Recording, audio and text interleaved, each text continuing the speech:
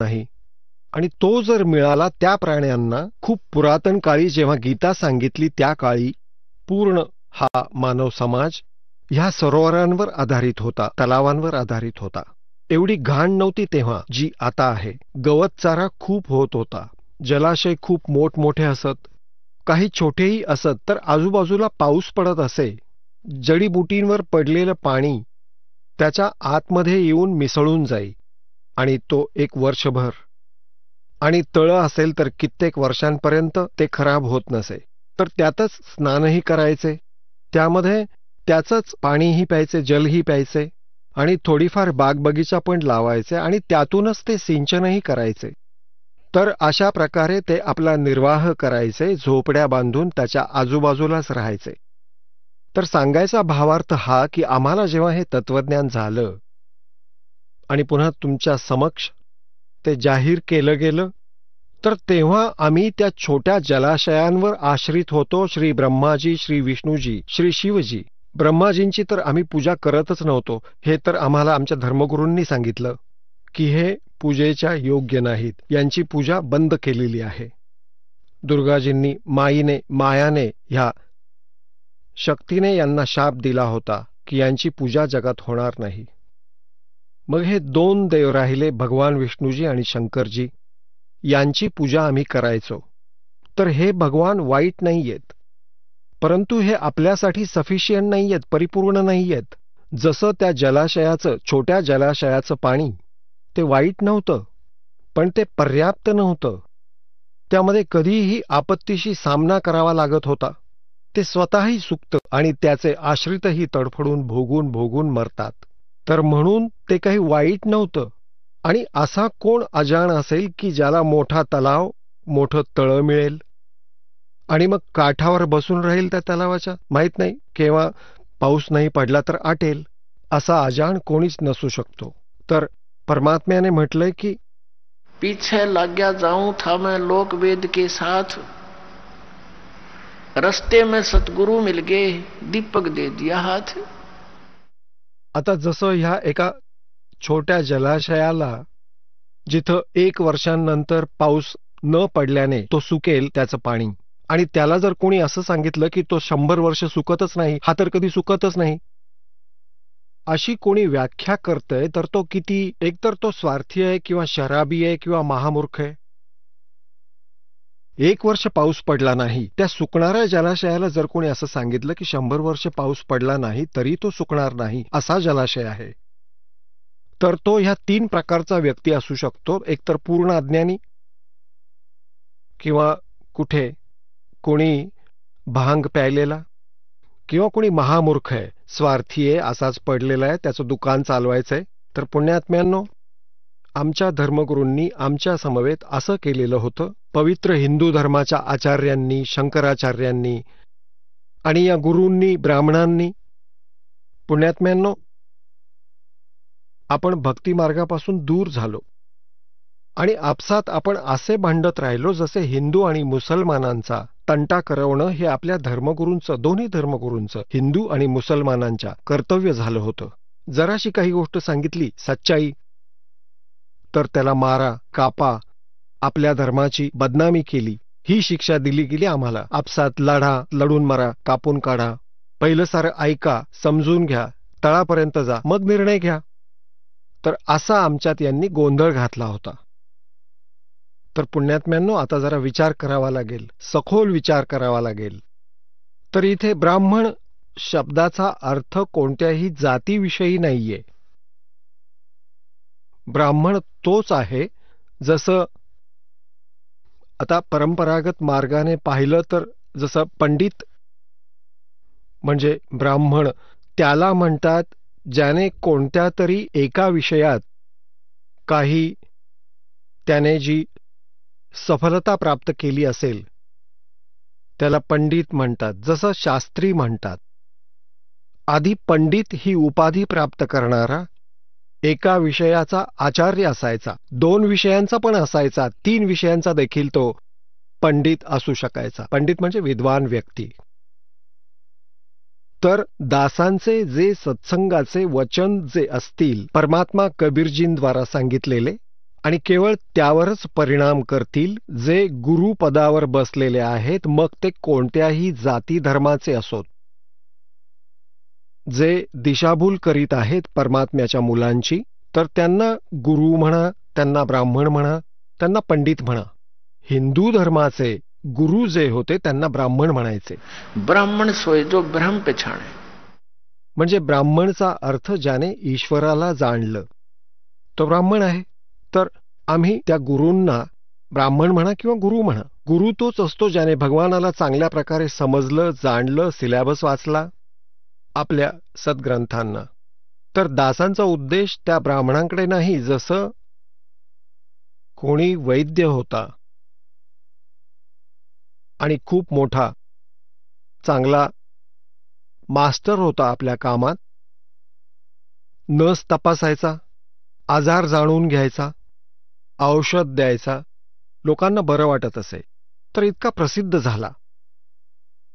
पुढं त्यांच्या 1-2 पिढ्या देखील थोडं बहुत कार्य, 1-2 मुलं त्या वैद्याचं कार्य करीत राहिली. तर त्यांच्या सगळ्या वंशजांना, येणाऱ्या पिढीच्या सर्व मुलांना असं म्हणू लागले की हे वैद्य आहेत. आणि तेही मग स्वतःला वैद्य म्हणवू लागले, जसं की एक आडनावच झालं. खरं तर आजही विद्यमान आहेत अशी मुलं जे वैद्य लिहितात आपलं आडनाव, आणि ते जाणत नाहीत पोटदुखीवरचा दवा, औषध, आणि तेही वैद्य म्हणवतात. तर जर कोणी डॉक्टर वैद्य आणि वैद्याच्या औषधांबाबतच बोलत असेल की त्या वैद्याची औषधं बरोबर नाहीयेत, ती हानिकारक आहेत, तर ते त्या वैद्यांना लागू पडत नाही जे फक्त परंपरागत वैद्य म्हणवले जातात, परंतु जे ही औषधे देत आहेत आणि आताही वैद्याचं काम करीत आहेत, त्यांच्याशी संबंधित आहेत या गोष्टी. जसे माझे पूज्य गुरुदेवजी हे या परंपरागत वैद्यांसारखे ब्राह्मण जातीचे होते, पण त्यांनी कधीच स्वतःला पंडित ब्राह्मण म्हटलं नाही. म्हणायचे माझा जन्म ब्राह्मण कुटुंबात आहे, पण मी पंडित नाही, ब्राह्मण नाही. जसं कुणा वैद्याच्या दूरदृष्टांताने तुम्ही चांगल्या प्रकारे जाणता की कुणी व्यक्ती डॉक्टरांची कोणतीही औषधं जाणत नाहीत, 2-4 गोळ्या लक्षात ठेवल्या टॅबलेटच्या नावांच्या, तर तो वैद्य नाही बनत. तर त्याला कोणी विचारलं, वैद्यजी तुम्ही वैद्य आहात? हो हो. मग मला काही औषध द्या. तो म्हणेल नाही, मी तो वैद्य नाही जसा तुम्ही समजताय. तर हीच गोष्ट आमचे पूज्य गुरुदेवजी सांगायचे की मी तो ब्राह्मण नाहीये जसं तुम्ही सगळेजण समजताय. मी संत आहे. आणि माझे आजोबा गुरुजी होते ते जाट जातीमध्ये जन्मले होते. गाव छावला, दिल्लीमध्ये नजफगड जवळ गाव आहे छावला, तिथले जाट होते. आणि आमचे पणजोबा गुरुजी गरीब दासांच्या पंथातील संत होते. आणि ते 16 वर्षांचे असताना गावातून परस्पर शेतातूनच त्यांच्या वाणीने प्रभावित होऊन त्यांच्याबरोबर निघून गेले होते. घरात दुःखी होते.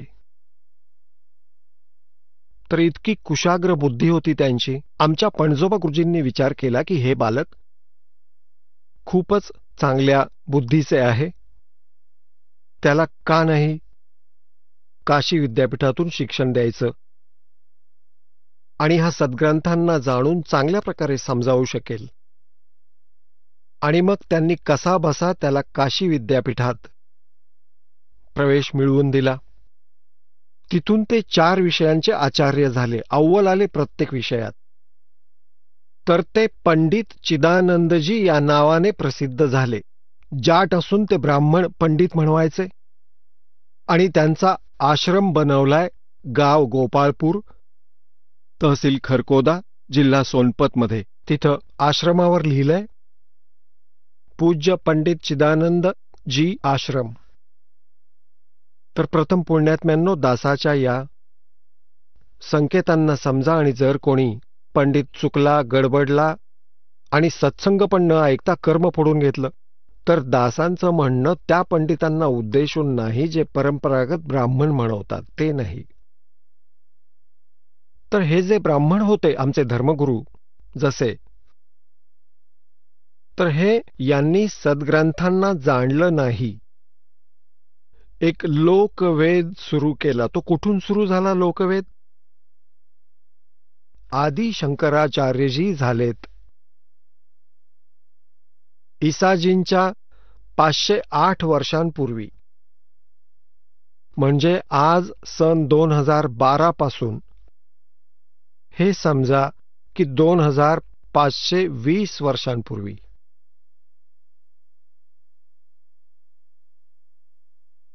आणि ते 32 वर्ष फक्त ह्या जगात राहिले. ते विशेष पाठवले होते. कोणी? भगवान शिवजींनी शिवलोकातून. त्यांचा एक गण होता, चांगली आत्मा होती तिथली. त्यावेळी त्यांचं इथे आगमन आमच्यासाठी एक वरदान म्हणून सिद्ध झालं.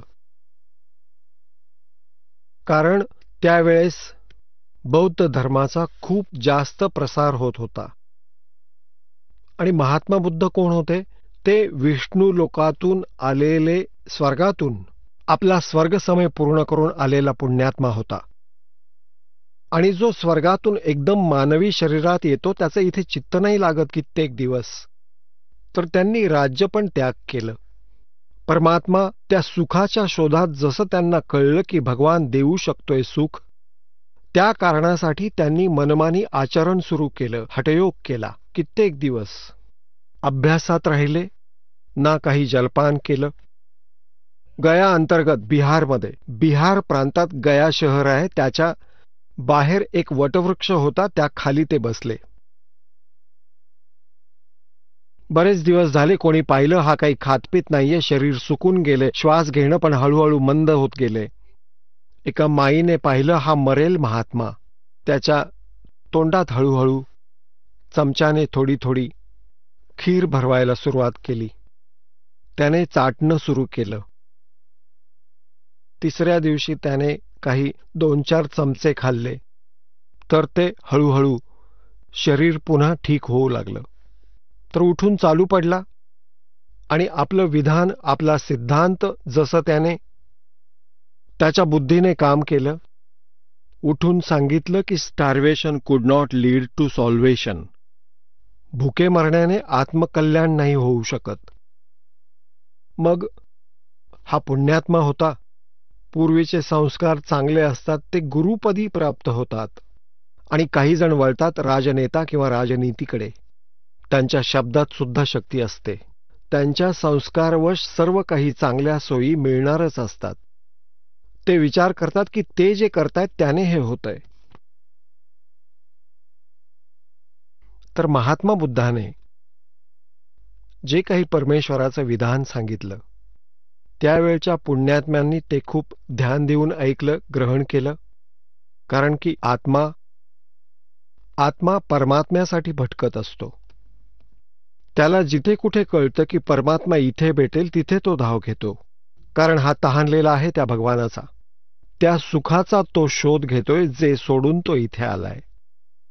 त्यामुळे त्या महात्मा बुद्धाच्या बरोबर खूप बहुसंख्येमध्ये हे भोळे आत्मे चिकटले.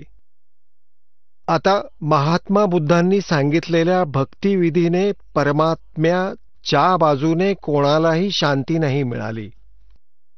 कारण ते शास्त्रविधींना त्यागून मनमानी आचरण होतं. त्यातून काही होणारच नव्हतं.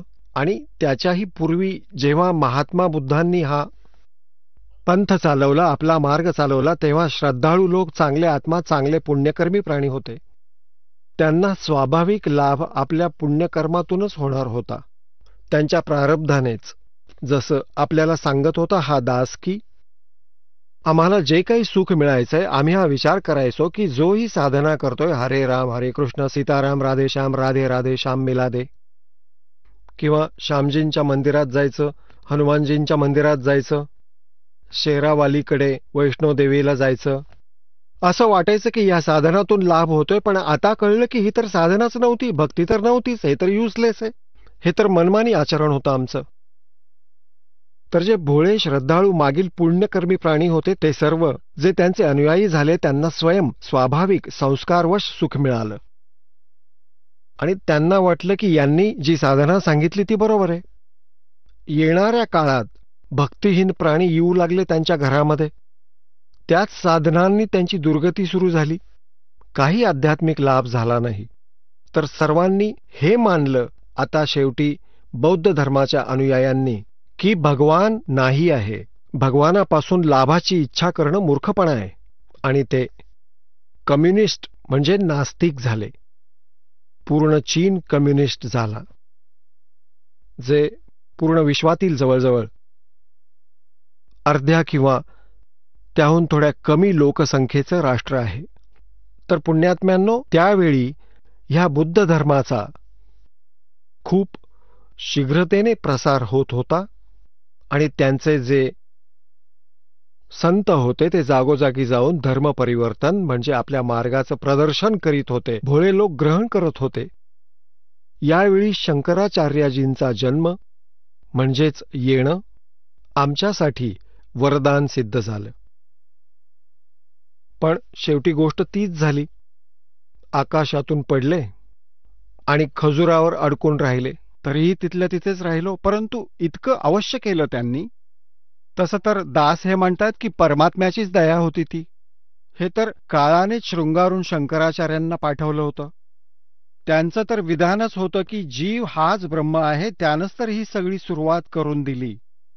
तू स्वतःच भगवान आहेस, तू स्वतःच स्वतःला ओळख. तूच आत्मा आहे, शरीर नाही, बॉडी नाही, बुद्धी नाही, मन नाही, चित्त नाही, अहंकार नाही. तू भगवान आहेस. आत्म्याला काही दुःख सुख असतच नाही. हेच तर त्यांचं अंतिम विधान. सांगा, हे काय शक्य आहे का? नास्तिक बनवण्याचा हा दुसरा जो प्रकार होता काळ भगवानांचा, मग परमात्म्याने पाहिलं, दया केली की त्याच्या ह्या विधानावर कोणी विश्वास ठेवायलाच तयार नाही. काय बडबड करतोय हा, काय बोलतोय? जीव हाच भगवान आहे. मग या मालकांनी दया केली यांच्यावर की भगवान शंकराची पूजा करा, भगवान विष्णूची पूजा करा आणि मंदिरं उभी करा. त्या भगवान शिवाची, भगवान विष्णूची, भगवान कृष्णाची, श्रीरामाची ह्या पूजा सुरू केल्या. जेव्हा जनता मानत नाही असं दिसलं, तर अजून त्यांना ज्ञान नव्हतं. कारण की सतयुगातल्या ब्राह्मणांना ज्ञान नव्हतं, तर कलियुगातल्या ब्राह्मणांना शंकराचार्यांना कसं असणार? आणि दुसरी गोष्ट अशी की यांच्या भगवानांनाच काही ज्ञान नव्हतं, ज्यांची पूजा हे दृढमनाने करीत होते आणि अजूनही करतायत. कोणाला? श्री विष्णूजींना, श्री ब्रह्माजींना, श्री शंकरजींना आमच्या सद्ग्रंथांचं ज्ञान नव्हतं. हे पुण्यात्म्यांनो, ही तर खूपच मोठी आश्चर्याची गोष्ट आहे. आणि दास सरळरित्या हे सगळं सांगतात, कारण मला पूर्ण विश्वास झाला आहे परमात्म्याच्या ज्ञानाचा, अध्यात्म मार्गाचा. आता यांनाच आपल्या या सद्ग्रंथांचं ज्ञान नव्हतं, वेदांचं ज्ञान नव्हतं. श्रीमद भगवद्गीता ह्या 4 वेदांचा निष्कर्ष आहे. यांचं जे आहे सारभूत समजा, त्याचं हे संक्षेप म्हणजे संक्षिप्त असं हे वर्णन अधिकतर कोडवर्डमध्येच आहे. आणि वेदांशी तर ते परिचित नव्हतेच, कारण ते आकलनशक्तीच्या बाहेरचं होतं. परंतु श्रीमद भगवद्गीता ही सुद्धा परमात्म्याचीच दया आहे, जी कालभगवानाकडून वदवून घेतली श्रीकृष्णाच्या शरीरात प्रवेश करून. युद्धकाळात ज्ञानाचं काय काम? दोन्ही बाजू हत्यारं घेऊन उभे आहेत आणि तिचं ज्ञान सांगतायत. ही परमात्म्यानं दया केली आहे. आणि अशा प्रकारे आपल्या रिमोटद्वारे त्याने सगळं वदवून घेतलं आणि हेही सांगितलं की मी तर काळ आहे आणि मला शरण राहशील तर युद्ध करावंच लागेल. आणि जर परमशांती हवी असेल तर त्या परमात्म्याला शरण जा, जो परमशांतीदायक आहे. त्याविषयी सांगितलं की मला माहिती नाही 4थ्या अध्यायाच्या 34व्या श्लोकात. ते तर तू कोणा तत्वदर्शी संताकडे जाऊन त्या तत्वज्ञानाला समजावून घे, ज्या तत्वज्ञानामध्ये त्या परमेश्वराने स्वतः येऊन स्वतःच्या महिम्याची माहिती दिली आहे. ती सच्चिदानंद घनब्रह्माची वाणी आहे, ती समज. तर पुण्यात्म्यांनो, ह्या आदि शंकराचार्यजींनी आपला तर सिद्धांत सांगितला आहे की अहम ब्रह्मास्मी, अयम आत्मा ब्रह्म, तत्वमसी, प्रज्ञानम ब्रह्म. तर यांनी 4 मठ स्थापन केले, 4 पीठं स्थापन केली पूर्व, पश्चिम, उत्तर, दक्षिणेला. त्यांनी स्वतःच्या वेगवेगळ्या पदाधिकाऱ्यांची शंकराचार्य म्हणून नेमणूक केली. त्या प्रत्येकाला एक वेद की तू फक्त हाच वेद वाचशील आणि त्याचा प्रसार याच भागात करशील, आणि हा तुझा मंत्र आहे, अहम आत्मा ब्रह्मास्मी. आणि दुसऱ्याचं महावाक्य सांगितलं, तत्वमसी. तत्वमसी, तत् म्हणजे तो परमात्मा, तूच आहेस. त्व म्हणजे तू, असी म्हणजे आहे, तर परमात्मा तूच आहेस. अहम ब्रह्मास्मी, मीच ब्रह्म आहे, मीच परमात्मा आहे. आणि अहम आत्मा ब्रह्म, हा आत्माच ब्रह्म आहे. मग भक्तीची काय आवश्यकता राहिली? आणि मग हे काय, भगवान विष्णूची पूजा करा, भगवान शिवची पूजा करा. आणि जर भगवान शिव, कृष्ण आणि रामचंद्रजी आहेत, तर मग जीव काय राहिला? हा जीव आत्मा ब्रह्म कसा राहील? तर यालाच म्हणतात उवाबाई. कबीर साहेबांनी त्या परमेश्वराने सच्चिदानंद घनब्रह्माच्या वाणीमध्ये 5व्या वेदात सांगितलं आहे के माला पैर हुए हैं मुक्ता सटदल उवा बाई बकदा. ह्या सर्व कंठी माळा घालून, कपाळावर तिलक लावून, आणि असे दिसतायत जसे एक पोहोचलेले महापुरुष आहेत. आणि परमात्मा म्हणतायत, थी माला सुमरणी और पैरे से क्या हो, ऊपर डुंडा साध का भीतर राख्या खो, अंतर राख्या खो. वरून तर महात्मा दिसतायत, संस्कृत बोलतायत, माळा घातलीये, टिक्की बिंदी लावलीये, काहीतर मुंडण करून घेतलंय, घोटून वस्त्रा फिरवून मुंडण केलंय, म्हणतायत ते ऊपर डुंडा साध का. वरून तर देखावा असा केलाय की तो महात्माच दिसतोय, अंतर राख्या खो, आतून तर पूर्ण खोकला दिसतोयस. तर स्वतःही डुबणार आणि शिष्यांनाही डुबवणार. तर पुण्यात्म्यांनो, आपण खजुरावर अडकलेले होतो, आणि कबीर परमेश्वर पूर्ण परमात्मा आमच्या पित्याने 600 वर्षांपूर्वीच आम्हाला त्या खजुरावरनं खाली उतरवण्याचा प्रयत्न केला होता की खाली या, परंतु आम्ही खाली न उतरता त्यांना मात्र शिव्या देऊ लागलो, कारण आम्ही तो खजूरच पृथ्वी मानून बसलो होतो. कित्येक वर्ष आम्ही तिथेच लटकत होतो, बरीच वर्ष. तर पुण्यात्म्यांनो, आता परमात्म्याने आम्हाला दृष्टी प्रदान केली ज्ञानाची, अध्यात्म ज्ञानाचा आम्हाला मोतीबिंदू झाला होता. त्या मोतीबिंदूचं ऑपरेशन करण्यासाठी प्रथम आपल्याला शिक्षण दिलं, मग या दासाला ही दीक्षा दिली आणि हे ज्ञान दिलं की या दासाला आता सर्जन बनवलं आपल्या सगळ्यांसाठी. आध्यात्मिक अज्ञानाच्या त्या मोतीबिंदूचं ऑपरेशन करून देईल आणि तुम्हाला साफ दिसायला लागेल. तुम्ही यशस्वी व्हाल, ज्ञानाला समजाल.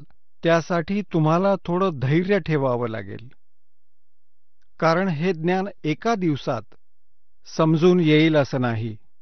1-2 तासाच्या सत्संगात तुम्हाला हे संपूर्ण समजून येईल असं नाहीये, परंतु म्हणतात धीरे धीरे रे मना और धीरे सब कुछ हो, माली सीते सोगड़ा समय आए फल हो.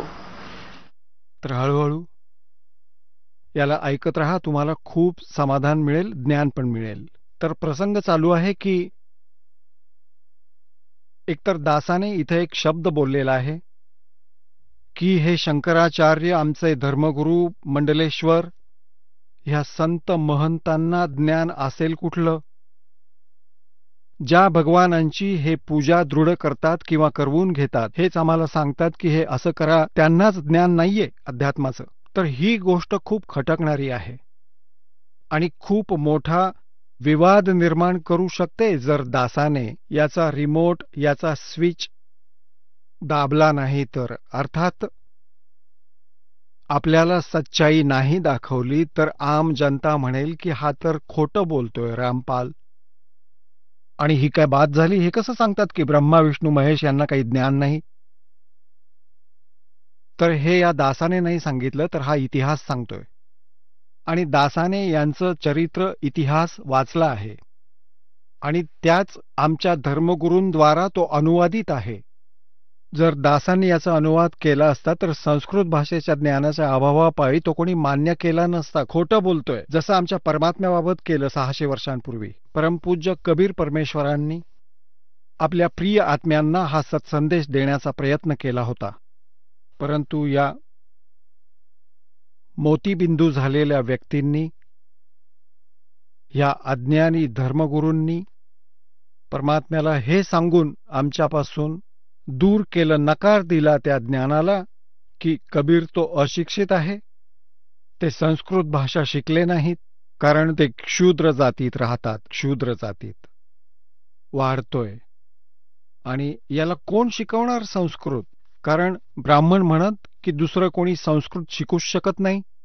आणि आमचे परमात्मा 600 वर्षांपूर्वी सांगत असत की ये तीन देव की करते भक्ती उनकी कदे ना होवे मुक्ती. की ही लढाई होती परमेश्वराची परमात्मा कबीरांबरोबर.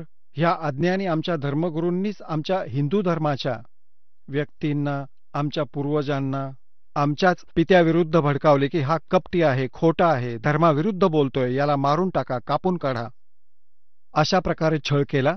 पण ते तर परमात्मा होते, त्यांचं काही वाकडं करू शकत नव्हते. पण त्यांना कोणी मानलं नाही आणि मानूही दिलं नाही.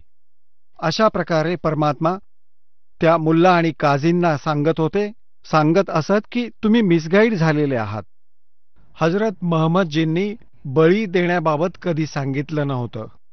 तुम्ही आपला मनमानी हा मार्ग चालवलाय, पापाचे भागीदार बनवताय पूर्ण समाजाला. परमात्मा म्हणत असत की हे के नबी मोहम्मद नमस्कार है, राम रसूल कहाया, 1,80,000 को सौगद जिन नहीं कर चलाया. अरस कुरस पर अलह तकत है खालिक बिन नी खाली, और वो पैगंबर पाक पुरुष थे साहिब के अब्दाली. मग काय सांगितलं की आम्ही मोहम्मदना तिकडे घेऊन गेलो, जसं परमात्म्याचं विधान आहे, वेदात वर्णित आहे. परमात्म्यांनी 600 वर्षांपूर्वी कबीर भगवानजींनी सांगितलं की वेद हाच माझा भेद आहे. मैं मिलूं ना वेदन माही, और जोन वेद से मैं मिलूं वो वेद जानते नाही. परमात्म्याने सांगितलं की हे चारही वेद माझ्या महिम्याचं गुणगान करतायत, परंतु या 4 वेदांमधील वर्णित विधी केवळ ब्रह्मपर्यंतची आहे आणि इथपर्यंतची जी क्रिया आहे, यज्ञ आहे, त्याची माहिती आहे. ही ब्रह्मपर्यंतची साधना आहे, यातून ब्रह्मलोकाची प्राप्ती होऊ शकते. यानंतर परत पुनर्जन्म आणि 84 लाख योनींचं संकट कायमच असेल. परंतु ह्या सूक्ष्म वेदामध्ये जो माझ्या प्राप्तीचा विधी आहे ते हे 4 वेद जाणत नाहीत. ते स्वतःच म्हणतायत आम्हाला नाही माहिती, त्या तत्वदर्शी संताला विचारा. यजुर्वेद अध्याय 40 मधील श्लोक 10 पासून 13 पर्यंत हेच स्पष्ट केलं आहे. एकतर विद्वान आणि अविद्वानाची परिभाषा सांगितली आहे. आणि एकाने असं सांगितलं की कोणी परमात्म्याला उत्पन्न होणारा, जन्म घेणारा साकार असल्याचं सांगतो, जो अवतार रूपात येतो. कोणी निराकार सांगतो. ह्याची खरी माहिती तत्वदर्शी संतच देतील, त्यांच्याकडून ऐका. असंच गीतेच्या 4थ्या अध्यायात श्लोक 34 मध्ये सांगितलंय की ज्या तत्वज्ञानाला परमेश्वराने स्वतः येऊन सांगितलं आहे ते तू तत्वदर्शी संताकडे जाऊन समजून घे. त्यांना दंडवत प्रणाम केल्याने ते परमात्म तत्वाला जाणणारे ज्ञानी महात्मा म्हणजे तत्वदर्शी संत तुला त्या परमात्म तत्वाचं ज्ञान देतील, त्या परमात्म्याचं ज्ञान देतील. तर याने सिद्ध झालं की गीता ज्ञानदाता सुद्धा इनकम्प्लीट स्पिरिच्युअल ज्ञान ठेवतो. अर्धवट धार्मिक ज्ञान आहे, ते पूर्ण नाहीये. वेद सुद्धा त्यांचेच. वेदांचा सारांशच श्रीमद भगवद्गीता आहे. तर याला तेही नाही समजू शकले तरी इथे परमात्मा म्हणतायत की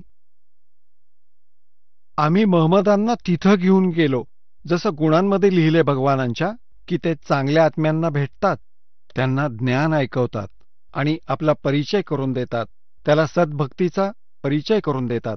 तर याच आपल्या गुण आधारावर, आपल्या गुणाच्या आधारावर हजरत महम्मदजींना परमात्मा भेटले होते.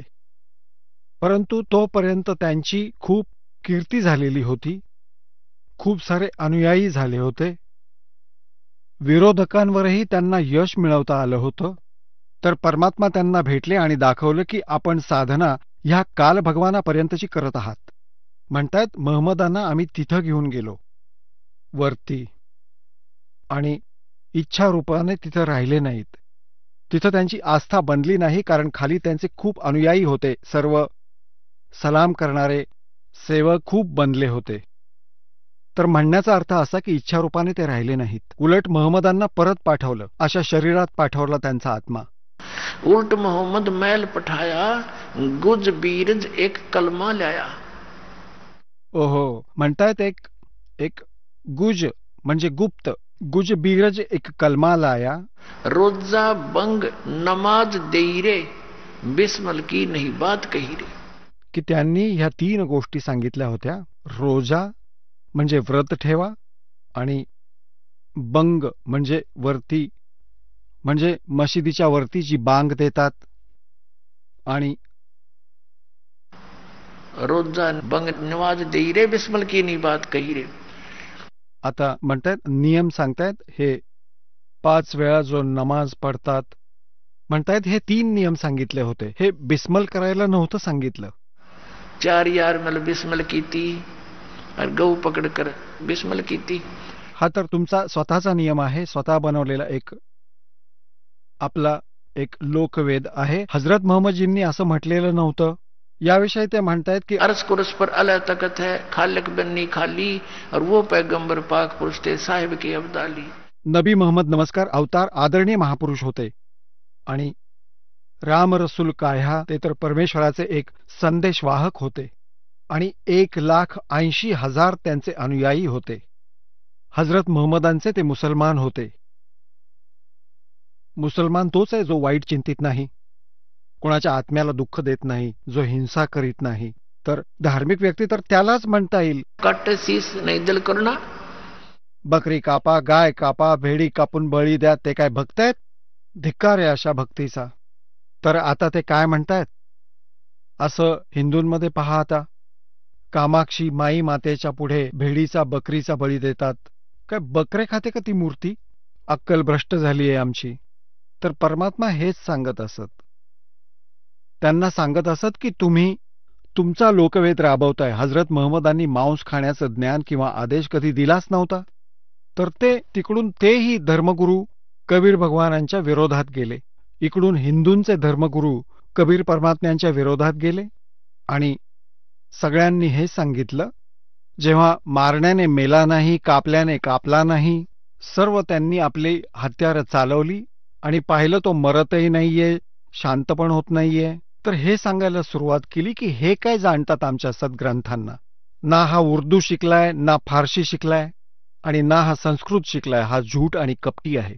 तर आम्ही मान्य केलं त्यांचं म्हणणं, त्या आमच्या नकली गुरूंचं. केवळ ह्याच दृष्टिकोनातून की आमच्या कबीर गुरुजींनी संस्कृत पठण केलं नाही म्हणून हे सच्चाई सांगत नसतील. आणि पुण्यात्म्यांनो, त्या काळी 64 लाख शिष्य बनले होते कबीर साहेबांचे 600 वर्षांपूर्वी. 64 लाख शिष्य म्हणजे जेव्हा भारतवर्षाची लोकसंख्या 4 कोटी असावी. सन 1398 ते 1518 पर्यंतचा इतिहास काढून पहा, आणि त्या काळात भारतवर्ष किती मोठं होतं. अफगाणिस्तान, बलुचिस्तान, पूर्व आणि पश्चिम पाकिस्तान, इराण, इराक असा विशाल भारत देश होता. आणि त्या काळी 4 कोटी लोकसंख्या मुश्किलीने असावी, आणि 64 लाख शिष्य त्या परमपित्याचे झाले होते. एका दिवसात हजार हजार जागी प्रकट होऊन आपल्या मुलांना ते तत्वज्ञान ऐकवत असत. आता जसा एखादा मदारी येतो, कुठेतरी उभा राहतो, मोठमोठ्या आवाजाने बोलायला लागतो, डमरू वाजवतो, तर 150 व्यक्ती त्याच्या भोवती जमतात. तो आपला तमाशा दाखवतो, लोक पाहतात, तासनतास बसून राहतात. तसेच परमात्मा आपल्या मुलांसाठी कुठेतरी जाऊन प्रकट व्हायचे. हातात एक तारी घ्यायचे, सुरील्या आवाजात गात आपली अमृतवाणी बोलत असत, जो आमच्या आत्म्याचा खुराक आहे. तो आवाज ऐकून आसपासचे सगळे लोक एकत्र यायचे. परमात्मा आपल्या वाणीच्या माध्यमातून मार्मिक गोष्टी ऐकवायचे. त्यांना कोकिळेच्या पिलासारखे लोक बिलगत असत, आणि त्यांच्याकडून उपदेश घेत. अशा प्रकारे परमात्म्याचे 64 लाख शिष्य झाले होते. परंतु एकही यशस्वी झाला नाही. कारण हेच होतं की आम्ही त्यांना संत मानलं, गुरु मानलं, आणि अशा अशा लीला केल्या, इतकं सुख दिलं त्यांना. जो कोणी त्यांना शरण आला त्याला आशीर्वादाने ठीक केलं. मग काही मंत्र दिले जप करण्यासाठी, जे ओरिजिनल मंत्र, जे 5 मंत्र आहेत, ते मंत्र, ते ररंकार ओंकार नाहीयेत, हे दुसरे मंत्र आहेत, ते देत असत. याचा जप करा.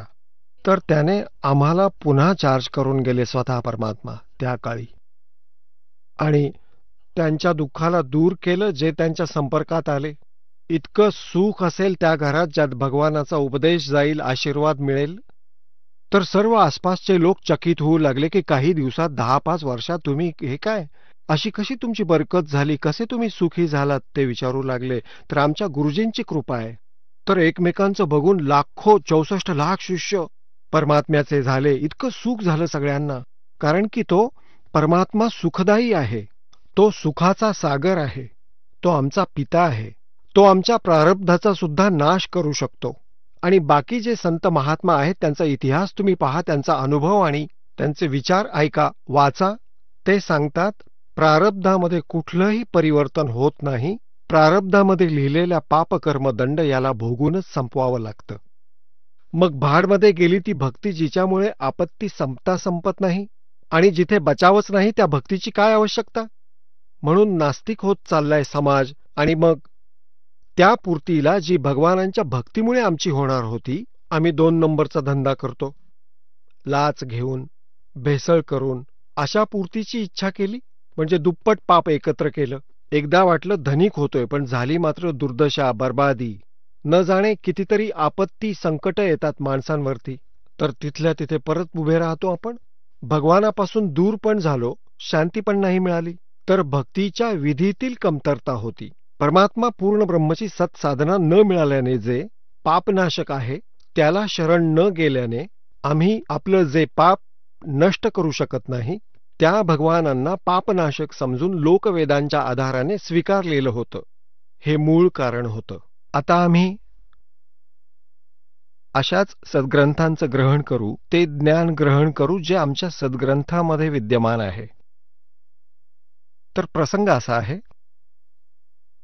परमात्मा म्हणतायत की पीछे लग गया जाऊं था लोकवेद के साथ, रस्ते में सतगुरु मिल गए और दीपक दे दिया हाथ.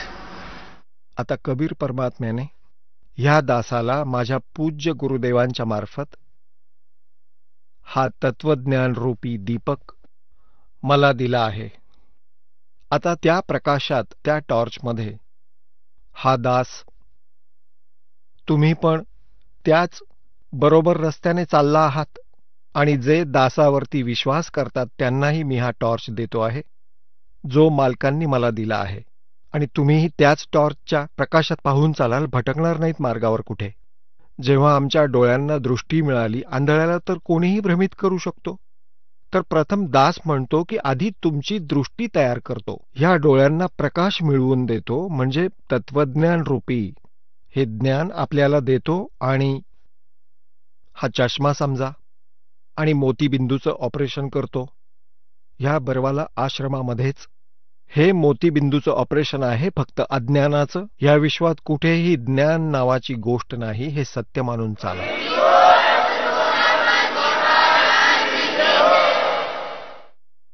आता आपल्याला ह्या दासाने एक प्रसंग सांगितला होता, शब्द सांगितला होता की या शंकराचार्यांना आणि आमच्या हिंदू धर्मातील गुरुमंडलेश्वरांना ज्ञान कुठून असणार, ज्यांना हे भगवान, संपूर्ण भगवान नारायण मानतात, अजरामर मानतात, त्यांनाच ज्ञान नाही अध्यात्म मार्गाचं.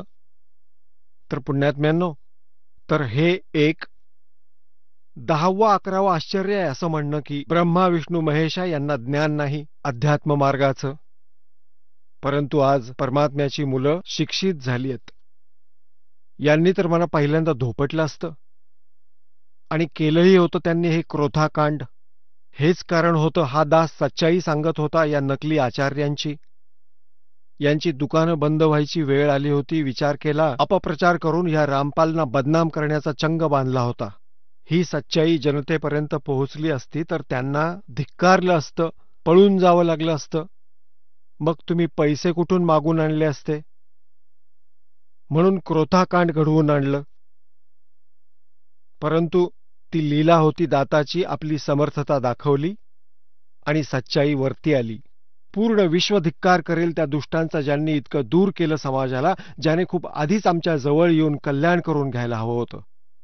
हे दुर्भाग्य होतं त्या जनतेचं, ज्यांना असे दुष्ट लोक मिळाले, ज्यांची मीडियाने सुद्धा पाठराखण केली. मीडियाचं काय हे काम आहे? घाण विचारांना जनतेत भरवत आहेत हे मीडिया, टीव्ही, वर्तमानपत्रवाले. ना कोई भक्तिमार्ग, ना कुठल्या सच्चाईचा आधार. तर अशा प्रकारे आम्हाला हे अज्ञान आणि पापाने परिपूर्ण केलं.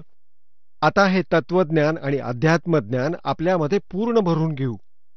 जिथे जिथेही हे टीव्ही मधून विचार जात आहेत, तर कबीर साहेब दास म्हणतायत, कबीर परमात्म्याची अमृतवाणी. तर जिथे जिथे ज्यांच्याही पशुपक्ष्यांच्याही कानावरती हे जाईल, त्यांच्यावरतीही परिणाम होईल याचा.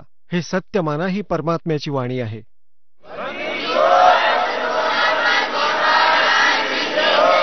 आणि आजपर्यंत आपण जितकं पाप एकत्र केलं, त्यातली काही पापं वाणीनं आणि वचनांनीच संपतील. जसं पुरातन काळी काही वैद्य लोक आपल्या दवा औषधांनी सर्पदंशाचा इलाज करत असत, सर्प चावल्यास, आणि काही सिद्ध करत असत आपल्या मंत्रांनी, वेदमंत्रांनी. ते सर्पविष नष्ट करत असत मंत्र बोलून बोलून, वाणी उच्चारण करून करून. तर जसा एखादा सर्प चावलेला माणूस बेशुद्ध पडला आहे आणि तो मंत्र म्हणत आहे, तो बोलणारा गारुडी, ते ऐकत नाही ती व्यक्ती, परंतु तो मंत्र त्याच्या शरीरावर परिणाम करतो. त्याचा आवाज, त्या मंत्राचा जो आवाज आहे, वचन, आणि हळूहळू ते सर्पाचं विष उतरून जात असे आणि तो सचेत होत असे. तर अशी पुण्यात्म्यांनो ही अमृतवाणी परमात्मा कबीरजींद्वारा दिली, जे तत्वज्ञान आहे. ही सर्व सिद्ध वाणी आहे, परंतु ही जर आम व्यक्तीद्वारे दिली गेली तर ती परिणाम करणार नाही. कारण जशी एखादी सिरिंज आहे आणि ती सिरिंज डिफेक्टिव्ह आहे आणि त्या सिरिंजमध्ये जर अडथळा असेल तर औषध कामच करणार नाही, उलट रिॲक्शन होईल.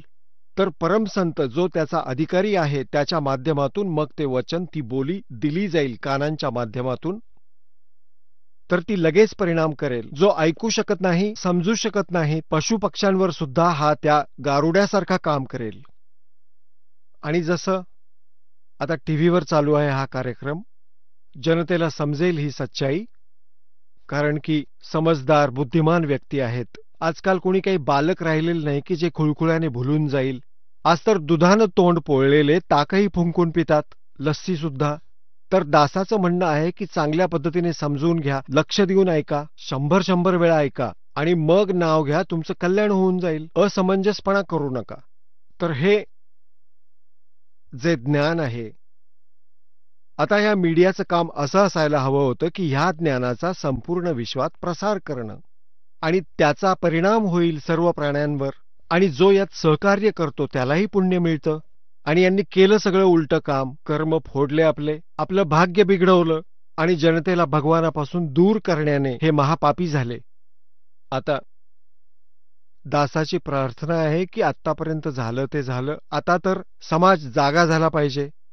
आणि एक दिवस येईल, लक्षात ठेवा, या परमात्म्याचा दास जो बोलतोय भगवानाची वाणी, या व्यतिरिक्त कोणताही सत्संग टीव्हीवर नसेल. लक्षात ठेवा या गोष्टीला. ते काय ज्ञान आहे? सगळी बकवास असते. तेच सतनाम, तेच सतलोक, तोच सचखंड, तेच राधास्वामी धाम, तेच सतनाम, हे यांचे सत्संग शेंडाना बुडका कशाचा. आणि हे जे आमचे धर्मगुरू ऐकवतात, सगळं गीतेपेक्षा विपरीत, आमच्या पुराणांपेक्षा विपरीत ज्ञान देतात, यांचं कोण ऐकणार? हे असे बकवास करणारे, आम्हाला थापा मारणारे, आम्हाला मूर्ख बनवणारे आता कोणी ऐकणार नाही. तर एक दिवस असा येईल, केवळ हाच सत्संग विश्वामध्ये आणि हेच ज्ञान आणि एक भगवान कबीर साहेबच राहतील. हा भगवंताचा आदेश समजा आणि पूर्ण विश्वात सतयुगासारखं वातावरण होईल. आता होईल. हे जय गुरुदेव मथुरावाले, शिवदयालजीवाले विचारांना नव्या बाटलीमध्ये भरून जय गुरुदेव पंथ म्हणला आणि सन 1950 पासून सत्संग करतायत. आणि आता त्यांचा मृत्यू झाला. आत्ता ह्या मे महिन्यामध्ये त्या श्री तुलसीदास जय गुरुदेव पंथाच्या प्रवर्तकाचा, आणि ते म्हणायचे की जय गुरुदेव सतयुग येणार. आमचा जन्मसुद्धा झाला नव्हता तेव्हा. आम्ही जेव्हा थोडेफार शुद्धीत आलो, भिंतींवर लिहिलेलं पाहिलं की जय गुरुदेव सतयुग येईल, जय गुरुदेव सतयुग येईल. वाटलं की खूप चांगली गोष्ट आहे, आपला अगदी योग्य वेळेवर जन्म झालाय. आता कलियुग तर आलंय, पण सतयुग मात्र कुठे आसपास दिसत नाही. कलियुग आलं आणि ते वाढलं सुद्धा. ते पुण्यात्मा होते, खूप पुण्यात्मा होते, पूर्वजन्माच्या भक्तीमुळे परिपूर्ण होते. परंतु पुढे जशी एखादी बॅटरी चार्ज होते पहिली, त्या इन्व्हर्टरची बॅटरी चार्ज असते. भले त्याला चार्जर सुद्धा लावलेला नसेल, कनेक्शन कट केलेले असेल, तरीही ती आपलं काम करते. पंखा सुद्धा चालतो, ट्यूब सुद्धा चालते आणि असं वाटतं सगळं ठीक आहे.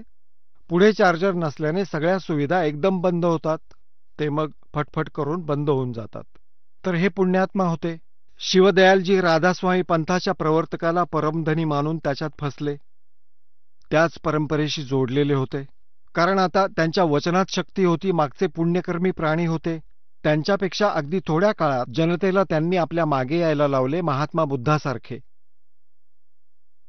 आणि पुण्यात्म्यांनो, हे खरं माना, हा राधास्वामी पंथ, धनधन सद्गुरू पंथ, सच्चा सौदा पंथ, बाल योगेश्वर पंथ, निरंकारी पंथ, हे सगळे कालप्रेरित पंथ आहेत.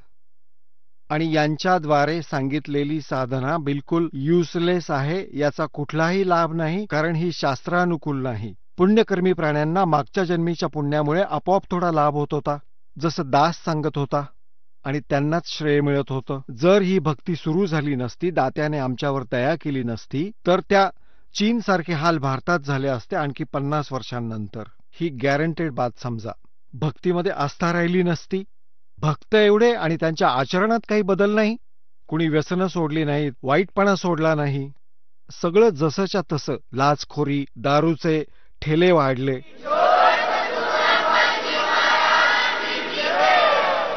चला आता आपण त्या श्रद्धाळूंचे अनुभव जाणून घेऊयात, ज्यांनी जगद्गुरू तत्वदर्शी संत रामपालजी महाराजांकडून दीक्षा प्राप्त केलेली आहे, तसेच त्यांच्याद्वारा सांगितलेल्या भक्ती मार्गावर चालत आहेत. नमस्कार सतसाहेब. आपलं नाव? माझं नाव कैलास बाबुराव राऊत. आपण कुठून आलात? सर, मी तालुका अंबड, जिल्हा जालना, महाराष्ट्र इथून आलो. आपला व्यवसाय काय आहे? सर, मी टेलरिंगचं काम करीत होतो. टेलरिंग दुकान होती माझी. संत रामपालजी महाराजांची गुरुदीक्षा आपण कधी घेतली? मी संत रामपालजी महाराजांची गुरुदीक्षा 2014 मध्ये घेतलेली आहे. संत रामपालजी महाराजांची गुरुदीक्षा घेण्या अगोदर आपण व आपला परिवार कोणती भक्ती साधना करत होतात? जी पारंपरिक भक्ती आपल्या समाजात हिंदू धर्मात केल्या जाते, त्या सर्व प्रकारची भक्ती, जसे मंदिरात जाणे, पूजा अर्चा करणे, प्रसाद देणे, नारळ फोडणे, शेंदूर लावणे, अगरबत्ती लावणे, अशा प्रकारची भक्ती मी अगोदर करीत होतो. सर, जसं की महाराष्ट्रामध्ये जी प्रचलित भक्ती साधना आहे ती आपण करतच होतात. त्या व्यतिरिक्त अन्य कोणी साधू संतांची आपण नामदीक्षा घेतली होती का? हो सर, मी 2001 मध्ये संत श्री आशारामजी बापू यांच्याकडून नामदीक्षा घेतली होती. त्या नामदीक्षामध्ये त्यांची प्रथा अशी होती, व्यासपीठावर ते बसायचे. सर्व जे संगत होती त्या संगतला तिथून 7 प्रकारचे नाम ते सांगायचे, ज्यामध्ये ओम गुरु, ओम नमो भगवते वासुदेवाय, जसं की गायत्री मंत्र. आणि हे सर्व सांगितल्यानंतर ते म्हणायचे, तुम्हाला याच्यातलं जे काही नाम आवडेल तुमच्या पद्धतीने तुम्ही चॉईस करा आणि त्याची भक्ती करा. आजपासून हेच तुमचं गुरुमंत्र म्हणून मिळेल. सर, जी संत आसाराम बापूंनी जी साधना दिली त्या साधनेमुळे आपल्याला व आपल्या परिवाराला काही लाभ प्राप्त झाला का? सर, त्यांनी सांगितल्याप्रमाणे मी खूप प्रयत्नानं ती साधना केली. सकाळी जवळपास 2:30-3 वाजता उठायचे, आंघोळ करायचे आणि ध्यान साधनेत राहायचे. त्याच्या मंत्राचा जप करायचा. हे सर्व करीत असताना लाभ तर काही झालाच नाही, परंतु दुःख खूप झाले, शारीरिक बाधा झाल्या, माझं पोट पण खूप दुखायचं त्या काळामध्ये. अशा प्रकारची त्याच्यामधून जी काही भक्तीतून उपलब्धता व्हायची, अशा कोणत्याच प्रकारची उपलब्धता मला मिळालेली नाही, झाली नाही. सर, जसं की तुम्ही संत आसाराम बापू यांच्याकडनं नामदीक्षा घेतली होती आणि त्या नामदीक्षेमुळे सुद्धा आपल्याला कुठल्याही प्रकारचा लाभ प्राप्त झाला नाही, तर आपण अन्य कोणी आणखीन संतांची नामदीक्षा घेतली का? हो सर, आमच्या तालुक्यामध्ये मठतांदा म्हणून एक गाव आहे, तिथं एक भगवतानंद स्वामी आहे, त्यांच्याकडून एक नामदान घेतलं होतं मी. त्यांनी मला श्वासाचा मंत्र दिला होता. तो मंत्र पण अशाच पद्धतीने मी खूप जप करायचो. त्याची उपलब्धता नाद या क्षेत्रात झाली सर. त्याच्यामध्ये शंखनाद, घुंगराचा नाद, अशा प्रकारचे नाद त्याच्यात उत्पन्न झाले. परंतु परमात्मा प्राप्तीसाठी जे काही पराकाष्ठा आपण करत होतो तशा कोणत्याही प्रकारचा मला फायदा त्या साधनेतून झालेला नाही. सर, जसं की तुम्ही सांगत आहात की तुम्ही अन्य देवी देवतांची पूजा करत होतात आसाराम बापूंशी तुम्ही जुडले, नंतर अन्य संतांशी जुडले. असं असताना तुम्हाला संत रामपालजी महाराजांचं सत्संग किंवा त्यांची सद्भक्ती ही कोणी सांगितली आणि तुम्ही ती कशी अनुग्रहित केली? हो सर, फार महत्त्वाचा प्रश्न आहे. माझे एक मित्र आहे संजीव राठोड. ते पण भगवतानंद स्वामीचे भक्त होते, अनुयायी होते आणि त्यांची आमची जेव्हा कधी भेट व्हायची त्यावेळेस ज्ञानचर्चा आवर्जून व्हायची. ह्याच ठिकाणी ज्यावेळेस भेट झाली आणि त्यांनी संत रामपालजी महाराजाकडून जो अनुग्रह मिळविला, जे नाम घेतलं, त्या संदर्भात मला माहिती दिली आणि मला माहिती दिल्याच्या नंतर अगोदर त्यांची आणि आमची एक साधना असताना संत रामपालजीकडून जी साधना त्यांना मिळाली त्या संदर्भात खूप ज्ञानचर्चा आमच्यात झाली. तेव्हा कळालं की संत रामपालजी महाराज हे शास्त्रयुक्त पद्धतीने जी भक्ती देतात ती त्यांनी ग्रहण केली, त्याच्यामुळे त्यांना लाभ झाला आणि लाभ होतोय. मलाही असं वाटलं की आपणही संत रामपालजी महाराजांची शरणगरंग राहावं आणि आपणही त्या लाभाचा भाग घ्यावा. सर, जसं की तुम्ही सांगत आहात की तुम्ही अगोदर संत आसाराम बापूंची भक्ती साधना करत होतात, आता तुम्ही संत रामपालजी महाराजांची भक्ती साधना करत आहात. या दोन्ही संतांच्या भक्ती साधनेमध्ये काय फरक आहे? सर, यांच्या साधनेमध्ये खूपच फरक आहे. संत रामपालजी महाराजांची जी साधना दिल्या जाते ही शास्त्रयुक्त पद्धतीने वेदानुसार साधना दिलेली जाते आणि आतापर्यंत जी साधना केली पारंपरिक पद्धतीनं, लोकवेद पद्धतीनं ती साधना आपण केलेली आहे. त्याच्यामुळं एकतर लाभ तर झालाच नाही आहे, परंतु येणाऱ्या संकटामधून मिळालेले दुःख अपार झाले. आणि संत रामपालजी महाराजांना शास्त्रयुक्त ज्या पद्धतीनं साधना करायला पाहिजे ती साधना सांगितली, ते मंत्र जप दिले, त्याच्यामुळे खूप लाभ झाले. जसं की तुम्ही सांगत आहात की संत रामपालजी महाराजांनी तुम्हाला शास्त्रांच्या आधारे भक्ती सांगितली आणि त्या भक्तीपोटी आपल्याला लाभ प्राप्त झालेत, तर कोणकोणत्या प्रकारचे लाभ आपल्याला प्राप्त झाले? सर, शारीरिक, आर्थिक, अशा आध्यात्मिक अशा प्रकारचे मला लाभ झाले. पैकी मी एक शारीरिक लाभ सुरुवातीला तुम्हाला सांगतोय. 2006 ते 7 जवळजवळ 7 ते 8 वर्ष मला पोटाचा एवढा भयंकर त्रास व्हायचा. त्या त्रासापोटी मी अगदी व्याकुळ व्हायचो. असलेले जवळपासचे सगळे दवाखाने पायाखाली घातले. आयुर्वेदिक दवाखान्यात मी गोळ्या घेतल्या, औषधं घेतली. नामांकित दवाखान्यामध्ये गेलो. औरंगाबादला डॉक्टर झुंझुनवाले आहे, त्यांच्याकडेही चेकअप केलं. बीडचे एक आयुर्वेदिक डॉक्टर आहे पन्हाळकर म्हणून, त्यांच्याकडेही आयुर्वेदिक जवळजवळ 1 ते 1.5 वर्ष खाल्लं. परंतु याच्यातून मला कसल्याही प्रकारचा लाभ मिळालेला नाही आहे आणि नाही माझी बिमारी जी पोटाची ती दवाखान्याने नीट झालेली नाही. जेव्हा मी श्री संत रामपालजी महाराजाकडून नामदान घेतलं, हळूहळू जप वाढविला, परमात्माने दिलेल्या नामाच्या जोरावरती माझी ही जी पोटाची बिमारी आहे ती अशा पद्धतीनं नाहीशी झाली की मला अगोदर होती का नव्हती असा भात व्हायचा. आणि त्याच पद्धतीनं माझी आर्थिक परिस्थिती अगदी पराकोटाला गेलेली होती. संत रामपालजी महाराजाकडून नामदान घेण्या अगोदर 2014च्या आसपास मी MLM कंपनीमध्ये काम करायचो, जिचं नाव होतं KBC मल्टी ट्रेड कंपनी. ह्या कंपनीमध्ये जवळजवळ 3 ते 4 वर्षे काम केलं. सुरुवातीला खूप लाभ मिळाला, परंतु नंतर ती कंपनी बंद झाली आणि एकंदरीत पूर्णपणे आर्थिक व्यवहार जो आहे पार मोडकळीस आला, पार झिरो बजेट झाला. झिरो बजेट झाल्यामुळं फार हैराणीला आलतो. जेव्हा संत रामपालजी महाराजाकडून नामदान मिळालं, माझी आर्थिक परिस्थिती एवढा सुधार झाला, दिवसेंदिवस वाढवत गेले. आज संत रामपालजी महाराजांच्या कृपेने माझ्याकडे 3 एकर शेती आहे, शेतीमध्ये पाणी आहे, सर्व प्रकारची सुखसुविधा आर्थिक बाबतीत आज संत रामपालजी महाराजांच्या आशीर्वादानं झालेले आहे. आणि सर्वात महत्त्वाचा लाभ हा आध्यात्मिक लाभ आहे. मी ज्यावेळेस सुरुवातीला आध्यात्मिक क्षेत्रामध्ये अगोदरपासून आवड असल्यामुळं प्रत्येक ठिकाणी तर फिरलो, परंतु मोक्षप्राप्तीसाठी, परमात्मा प्राप्तीसाठी जी माझी धडपड होती ती सगळ्या शेवटी संत रामपालजी महाराजांच्या चरणी येऊन पूर्णपणे विराम झाली. कारण ह्या भक्तीमुळं 100% मला मोक्ष मिळणार याची खात्री पटली. सर, जसं तुम्ही सांगत आहात की संत रामपालजी महाराजांच्या भक्तीमुळे 100% मोक्ष प्राप्त होणार आहे, तर हे तुम्ही कसं सांगू शकता? कारण संत रामपालजी महाराज जी भक्ती देतात ती भक्ती शतशास्त्रयुक्त आहे आणि ह्या भक्तीच्या आधारे अगोदर आपले जे काही संत झालेले आहेत त्यांनीही त्या भक्तीच्या जोरावर, त्या नामाच्या जोरावर मोक्ष मिळविलेला आहे. त्यामध्ये श्री नानक साहेब आहे, श्री धर्मदासजी साहेब आहे, श्री गरीबदासजी साहेब आहे, अशा बऱ्याचशा संत झालेले आहेत. सर, महाराष्ट्रामध्ये त्यापैकी कोणी संत झालेले आहेत का की ज्यांनी या शास्त्राच्या आधारे भक्ती करून मोक्ष प्राप्त केला आहे? हो सर, संत नामदेव महाराजजी यांनी सत्साधना केली आणि ते मोक्ष प्राप्तीला गेलेले आहे. सर, जसं तुम्ही सांगत आहात की संत रामपालजी महाराज ही सद्भक्ती देतात, त्या सद्भक्तीच्या जोरावर आपल्याला शारीरिक, मानसिक, आर्थिक हे तर लाभ मिळतातच, त्या व्यतिरिक्त आपल्याला मोक्षाचा मार्ग मिळतो. तर या अनुषंगातून आणि आपल्या अनुभवातून आपण आपल्यासारख्या बांधवांना किंवा जनतेला, श्रद्धाळूंना काय संदेश देऊ इच्छिता? सर, संदेश म्हणून तर नाही, पण हात जोडून कर जोडून मी प्रार्थना करतो, संत रामपालजी महाराज यांच्याकडून जे नामदान दिलं जातं, जी सद्भक्ती दिली जाते, ह्या सद्भक्तीमुळं आज प्रत्येक मानव नामदान घेऊन आपलं सुखी जीवन जगू शकतो. आणि सर्वात महत्त्वाची गोष्ट, मानव जन्म हा आपल्याला मोक्ष प्राप्त करण्यासाठी मिळालेला आहे. याला वाया घालू नका. याला क्षणोक्षणाला नामाच्या भक्तीच्या रसामध्ये डुबून काढा. जसं संत रामपालजी महाराज नाम देतात, त्याच नामाने, अन्य कोणत्याही नामाने मोक्ष शक्य नाही, हे सिद्ध करते आपले वेद आणि गीता. तर संत रामपालजी महाराजाकडून नामदान घेऊन आपला मोक्षाचा मार्ग प्राप्त करून घ्यावा. सर, जर कोण्या साधकाला किंवा श्रद्धाळूला संत रामपालजी महाराजांची नामदीक्षा किंवा अनुग्रह घ्यायचा असेल तर ती व्यक्ती नामदीक्षा किंवा अनुग्रह कसा घेऊ शकेल?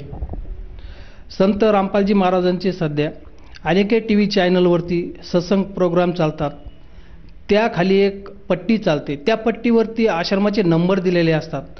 कृपया त्या नंबरवरती कॉल करा आणि त्या नंबरवरती कॉल केल्याच्या नंतर तुमचा पूर्ण पत्ता सांगा. तर त्या ठिकाणी तुम्हाला तुमच्या जवळच्या जिल्ह्यामध्ये नामदान केंद्र आहे याची माहिती दिली जाईल. आज महाराष्ट्रामध्ये संत रामपालजी महाराजांच्या दयानं प्रत्येक जिल्ह्यामध्ये नामदान केंद्र उभारलेले आहे. अशा ठिकाणी तुम्हाला माहिती दिली जाईल, त्या ठिकाणी जाऊन तुम्ही नामदान घेऊ शकता. सर, संत रामपालजी महाराजांची नामसाधना किंवा अनुग्रह घेण्यासाठी किती खर्च येतो? सर, त्याच्यामध्ये 1 रुपयाही खर्च येत नाही. परंतु मी ज्यावेळेस आशारामजी महाराजाकडून नामदान घेतलं होतं त्यावेळेस एक 200 रुपयाची ते एक पन्नी देतात. अर्थातच त्याच्यामध्ये एक आसन देतात, माळा वगैरे देतात. परंतु संत रामपालजी महाराजाकडून नामदान घेण्यासाठी आपल्याला माळ जपण्यासाठी सद्गुरूचा फोटो आणि हे सर्व साहित्य जे काय आहे हे आपल्याला अगदी फ्री दिलं जातं. त्याच्यामध्ये 1 रुपयाही आपल्याकडून घेतला जात नाही. धन्यवाद सतसाहेब.